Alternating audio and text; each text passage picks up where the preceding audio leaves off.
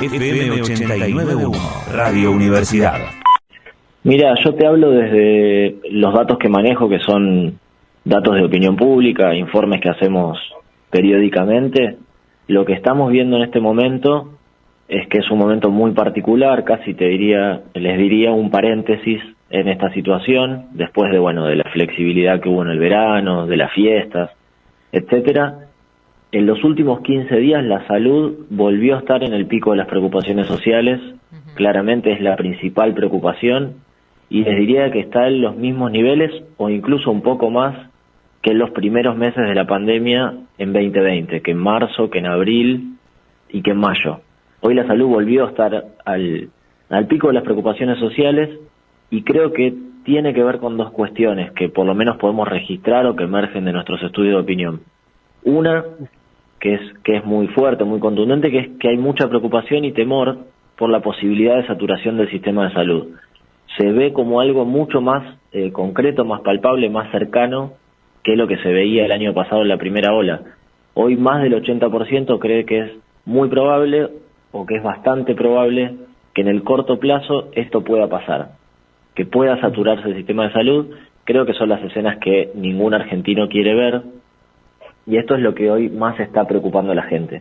Después, por otro lado, tiene que ver con el conocimiento cercano de personas que padecieron la enfermedad. Más del 90% conoce a alguien, estamos hablando de personas cercanas, un familiar, un amigo, un compañero de trabajo, o tuvo COVID la misma persona.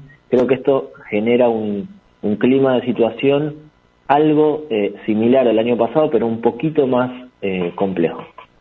El tema es saber si la gente se autopercibe como responsable también, ¿no?, de esto, porque el contagio no se da por una orden judicial ni siquiera gubernamental, sino por que la gente no hizo lo que tenía que hacer en muchos casos. ¿Eso lo ves también? Mira, en general cuando uno pregunta, y esto es un clásico, la gente cree que cuando habla en primera persona se está cuidando y hace todo lo necesario, pero el otro no se cuida. En general la responsabilidad está en el otro, esa es la percepción de la mayoría. Más allá de eso, lo vemos y además uno puede hacer una culpa también y decir, pensar hasta qué punto se relajó o se dejó de cuidar o no hizo todo lo necesario y suficiente para que eso pase. Tampoco es una cuestión de juzgar a la sociedad y decir que está haciendo todo mal. Es entendible, pasó un año, es una situación muy compleja, nunca nadie la vivió, ni ninguno de nosotros y nosotras estaba preparado para afrontar una situación de pandemia.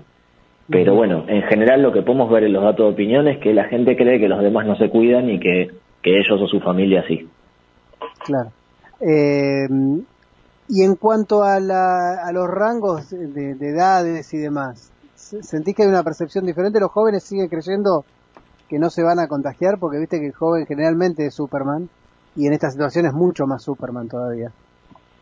Mira, hay una tendencia, yo no diría todos los jóvenes ni todos los adultos mayores, pero hay una tendencia que muestra que los jóvenes creen que tienen menos posibilidad de contagiarse y además que si se contagiaran tendrían menos riesgo, por lo menos riesgo de vida o de transitar la enfermedad de manera traumática.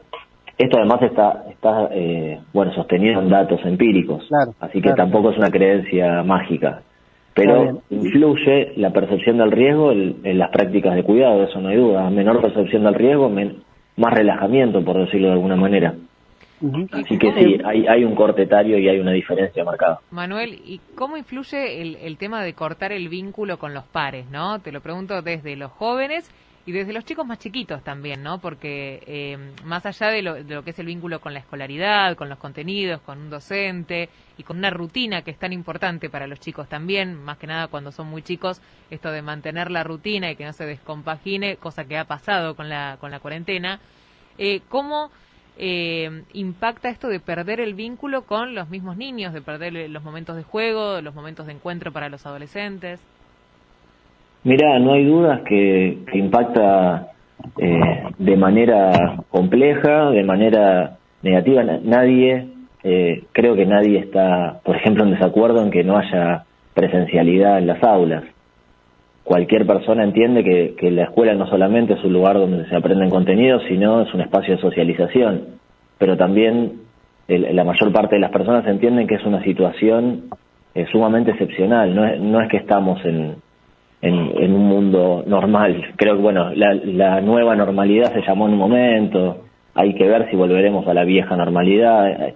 Hay una situación de mucha incertidumbre, hay una situación de emergencia, obviamente que tiene que ver con lo sanitario, y después, si influye en la vida personal, creo que sí, de todos influye en la vida personal. Todos tuvimos que resignificar nuestras relaciones, tuvimos que rediseñar nuestra forma de vincularnos.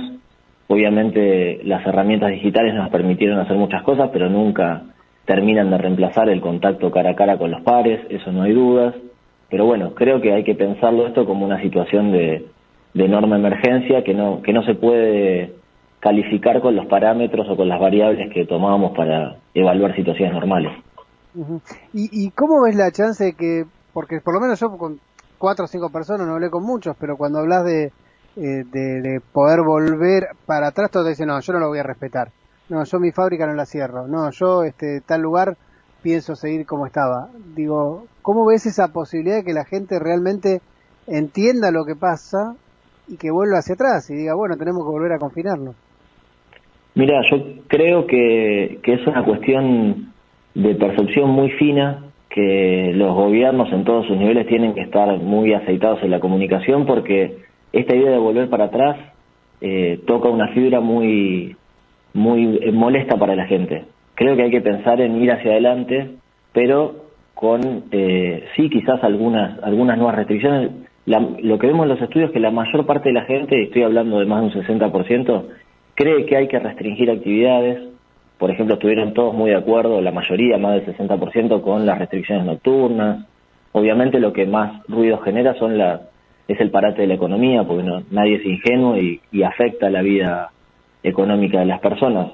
Pero creo que sí hay consenso para generar medidas un poco más restrictivas que las que tenemos actualmente, pero por un plazo determinado y quizás no más prolongado de 15 o 30 días. O sea, el tema es que es esto, es pensar hacia adelante y no pensar en la idea de volver para atrás. Creo que eso es lo que más incomoda. Para que la gente acate, digamos, y no fracasen las nuevas medidas, tiene que establecerse este plazo, ¿no? Tenemos que tener como el horizonte marcado, la meta, ¿no? Para no, a través de esa zanahoria, no pensar como pasa ahora, me parece un poco con las clases, ¿no? Que cuando se interrumpieron las clases, la mayoría decía, bueno, pero esto viene para largo y no son solamente 15 días. Bueno, primero sigue siendo la pandemia un escenario de incertidumbre. Uh-huh. Cuanta mayor certeza se le dé a la sociedad, mayor orden va a tener en sus prácticas y en sus conductas. Eso creo que es una cuestión clave, ordenar los tiempos y, bueno, poder generar alguna previsión más allá de que es cierto que una certeza del 100% es imposible de construir en este momento, pero por lo menos generarle pautas que acomoden la expectativa y el horizonte de las personas. Me pasa a mí que veo una película vieja o veo algo que pasó hace 2 años atrás y cuando 2 personas se saludan con la mano, se dan un beso, me causa rechazo, o sea, me pasa lo mismo. Sí, tal cual. Yo creo que no sé si a ustedes les pasa, yo pensé que era yo solo. Bueno, pero digo, ¿a qué voy con esto? ¿Cuánto va a costar? Pienso todos los días, ¿no? ¿Cuánto va a costar volver a aquello que llamábamos normalidad? ¿Habrá otra normalidad como aquella? Es lo que uno se pregunta siempre. Creo que va a costar mucho. Nosotros lo veíamos en los estudios del observatorio el año pasado, cuando preguntábamos qué prácticas iban a permanecer, y estas que hoy consideramos prácticas de cuidado, bueno, que lo son, prácticas de cuidado de la salud, la gente cree que se van a mantener, en su mayoría las van a mantener una vez que pase la pandemia, ¿no? Imaginando ese escenario. Y en general, muchas veces lo que la gente cree se acentúa mucho más en las prácticas. O sea, puede ser que, es decir, el 60% nos decía que iba a mantener distancia social, iba a dejar de saludar con un beso y esas cosas. Quizás en la práctica sea mucho más todavía, habría que verlo. Claro, porque una cosa es lo que la gente dice y otra cosa es lo que después sucede, ¿no? Ya como sociedad el argentino es muy del beso, es muy toquetón, del abrazo, ¿viste? De saludarse así. Y me parece que esto, por lo menos quizás de a poco cuando se pueda ir volviendo a una supuesta normalidad, quizás esa cercanía se va a mantener con los más íntimos y vamos a ir a un lugar o a un trabajo y va a seguir este tema del puño, ¿no? Por ejemplo. Por ejemplo, yo lo pienso de la misma manera. Me parece que en el ámbito familiar incluso habría que preguntárselo, la gente no lo va a decir en una encuesta, pero probablemente incluso en momentos en que no estaba permitido lo hicieron, o muchos lo podemos haber hecho, ¿no? Abrazar a un pariente después de no haberlo visto durante mucho tiempo. Se vieron imágenes en televisión. Creo que en ese ámbito es muy difícil terminar con esas costumbres, pero sí en el ámbito profesional, donde sí hay una distancia con la persona, probablemente perduren algunas de estas prácticas. Habrá que verlo, ¿no? Obviamente no lo sabemos. Qué lástima, ¿no? Porque digo, hay cosas que eran tan nuestras, tan marca registrada nuestra, que lamentablemente se pierdan, es una lástima. Pero bueno, totalmente. Forma parte de lo que vendrá. ¿Y crees también que por ahí la gente en este sentido va a tener menos vida social y demás, o eso puede ser justamente lo contrario, ¿no? Digo, todo el tiempo que perdimos lo recuperamos. Y creo que queda siempre un sesgo de esta distancia, va a quedar, va a costar romperla, pero también imaginando un momento, creo que es muy épico o incluso mágico imaginar ese momento en el que de un día para el otro se termine la pandemia. Tenemos todos esa fantasía de que un día se va a terminar y va a ser una enorme fiesta social y todos nos vamos a abrazar. Quizás no pase de esa manera, entonces por ahí sea todo más paulatino y queden algunos de estos sesgos del distanciamiento.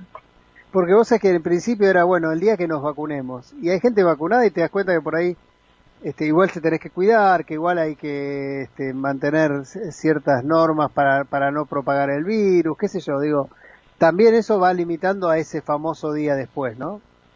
Claro, que además hay que entender que es una cuestión social, por más que yo esté vacunado o una persona esté vacunado, quien sea, no estoy vacunado, lo claro, ni la primera dosis, soy joven, no hace falta, pero no es una cuestión personal, el virus sigue circulando en la sociedad y entonces me parece que eso es lo que hay que entender y lo que condiciona el juego de las relaciones sociales. Es una cuestión que puede llegar a permanecer durante un tiempo prolongado y que no se termina desde lo individual.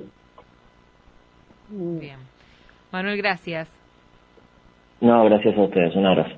Desde la Universidad Nacional de La Matanza, Radio Universidad FM 89.1. Siempre cerca.